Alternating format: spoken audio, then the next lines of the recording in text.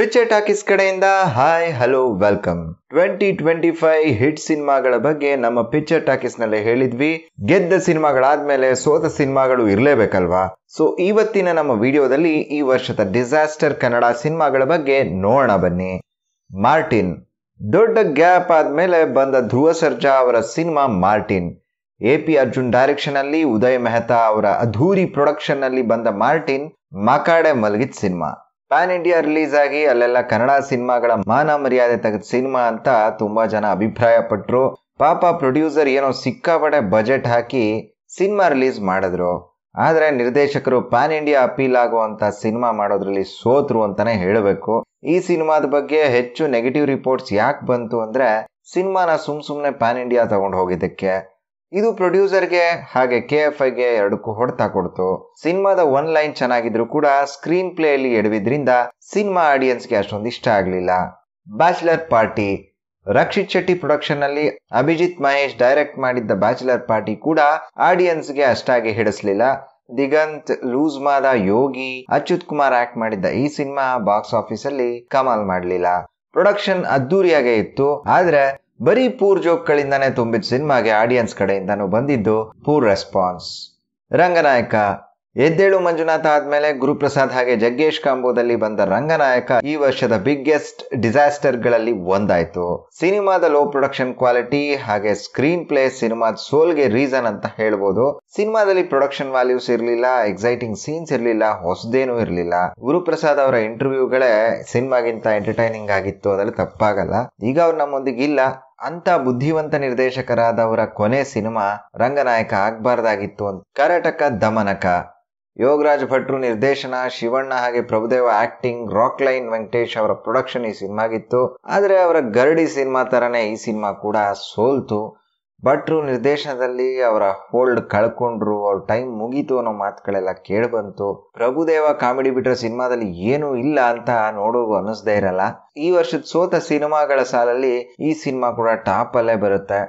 ಭಟ್ರು ಏನೇನೋ ಮಾಡೋದ್ ನಿಲ್ಸಿ ಅವರ ಸ್ಟ್ರೆಂತ್ಗೆ ಸಿನಿಮಾ ಮಾಡಿದ್ರೆ ಒಳ್ಳೇದು ಅಂತ ನಮಗನ್ಸುತ್ತೆ. ಮನದ ಕಡಲು ಇಂದ ಕಮ್ ಬ್ಯಾಕ್ ಮಾಡ್ತಾರೆ ಅನ್ನೋ ಹೋಪ್ ಅಲ್ಲಿ ನಾವು ಕಾಯ್ತಾ ಇದೀವಿ. ಪೌಡರ್.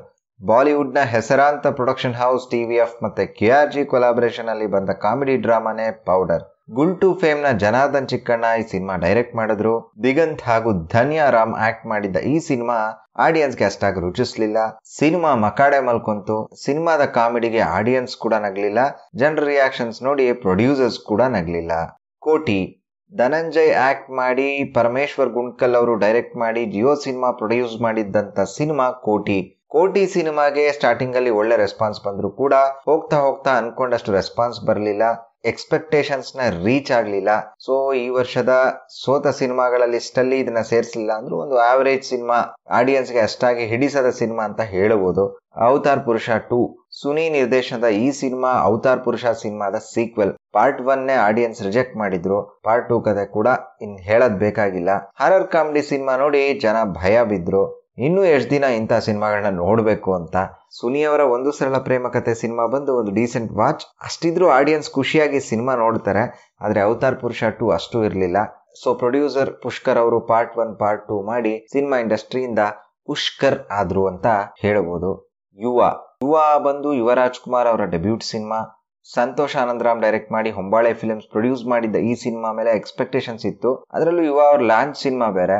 ಸಿನಿಮಾ ಡಿಸಾಸ್ಟರ್ ಆಗದೆ ಇದ್ರೂ ಕೂಡ ಎಕ್ಸ್ಪೆಕ್ಟೇಷನ್ಸ್ ನ ರೀಚ್ ಮಾಡ್ಲಿಲ್ಲ. ಒಂದು ಡೆಬ್ಯೂ ಸಿನಿಮಾ ಕ್ರಿಯೇಟ್ ಮಾಡಬೇಕಾದ ಇಂಪ್ಯಾಕ್ಟ್ ನ ಈ ಸಿನಿಮಾ ಮಾಡ್ಲಿಲ್ಲ ಅಂತಾನೆ ಹೇಳ್ಬೇಕು. ಬಾಕ್ಸ್ ಆಫೀಸ್ ಅಲ್ಲಿ ಸದ್ದು ಮಾಡ್ಲಿಲ್ಲ. ಯುವರಾಜ್ ಕುಮಾರ್ ಅವರ 2ನೇ ಸಿನಿಮಾ ಎಕ್ಕ ಹೇಗಾಗತ್ತೆ ಅನ್ನೋದನ್ನ ಕಾದ್ ನೋಡ್ಬೇಕು. ಕಿರುತೆರೆ ನಟ ಕಿರಣ್ ರಾಜ್ ಆಕ್ಟ್ ಮಾಡಿದ್ದ ರೋನಿ ಹಾಗೆ ವಸಿಷ್ಠ ಸಿನಿಮಾ ಅವರು ಆಕ್ಟ್ ಮಾಡಿದ್ದಂತ ಲವ್ಲಿ ಕೂಡ ಹಾಕಿದ್ದ ಬಜೆಟ್ ನ ರಿಕವರ್ ಮಾಡಕ್ಕಾಗದೆ ಸೋತ್ವು. ಇಷ್ಟೇ ಅಲ್ಲ, 225 ಸಿನಿಮಾಗಳಲ್ಲಿ ಆನ್ ಆವರೇಜ್ ಒಂದು 10 ಸಿನಿಮಾ ಬಾಕ್ಸ್ ಆಫೀಸ್ ಅಲ್ಲಿ ಸದ್ ಮಾಡಿರ್ಬೋದು, ಸೇಫ್ ಆಗಿರ್ಬೋದು. ಪ್ರತಿಯೊಂದು ಇಂಡಸ್ಟ್ರಿಲೂ ಇದೇ ಕತೆ. ಎಲ್ಲಾ ಸಿನಿಮಾಗಳು ಹಿಟ್ ಆಗಲ್ಲ, ಆಗ್ಲೇಬೇಕು ಅಂತಾನೂ ಇಲ್ಲ. ಆದ್ರೆ ಡಿಸಾಸ್ಟರ್ ಆಗೋದನ್ನ ತಪ್ಪಿಸೋದು ಮೇಕರ್ಸ್ ಕೈಲಿರತ್ತೆ. ಇವಿಷ್ಟು ಈ ವರ್ಷ ಆಡಿಯನ್ಸ್ ಒಪ್ಕೊಳ್ದೇ ಇರೋಂತ ಸಿನಿಮಾಗಳು. ಮುಂದಿನ ವರ್ಷ ಡಿಸಾಸ್ಟರ್ ಕನ್ನಡ ಸಿನಿಮಾಗಳ ಸಂಖ್ಯೆ ಕಡಿಮೆ ಆಗಲಿ ಅಂತ ಆಶಿಸ್ತಾ ಈ ವಿಡಿಯೋನ ಮುಗಿಸ್ತಾ ಇದೀವಿ.